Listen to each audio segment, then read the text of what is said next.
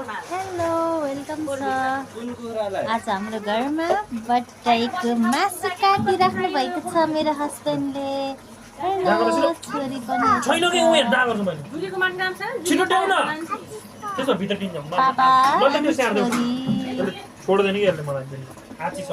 हेर्नुहोस् त उहाँ कति ह्यान्डसम हुनुहुन्छ, देख्नुभयो नि। मासु बटाईको मासु काट्दै हुनुहुन्छ। यो चाहिँ हाम्रो कहाँ जाँदैछ अरे बुढा मासु? नारायणघाट जाँदैछ। हाम्रो माइली दिदीलाई जाँदैछ। यदि हजुरहरूलाई पनि चाहेमा हामीलाई सम्पर्क गर्नुहोला। हेलो भन्दै छोरी, हेलो भन्दै न बेबी, हेलो भनिदिनुहोस्। मेरो छोरीले पनि खान्छ अरे।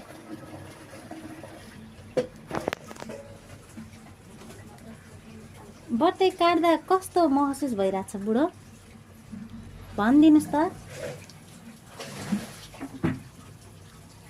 किन त्यस्तो मुख बनाएको त?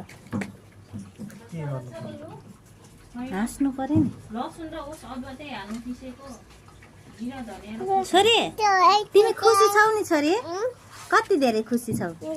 धेरै? हेलो भनिदिनुहोस् त एकचोटि। सन्चै हुनुहुन्छ भन्नुहोस् न। आज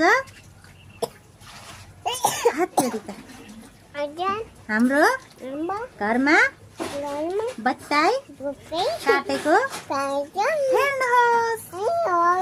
देख्नुभयो? देख्नुभयो? यिनले चाहिँ मटर खाइरहेछ नि। हेर्नुहोस् त, हेर्नुहोस् हेर्नुहोस् हेर्नुहोस्।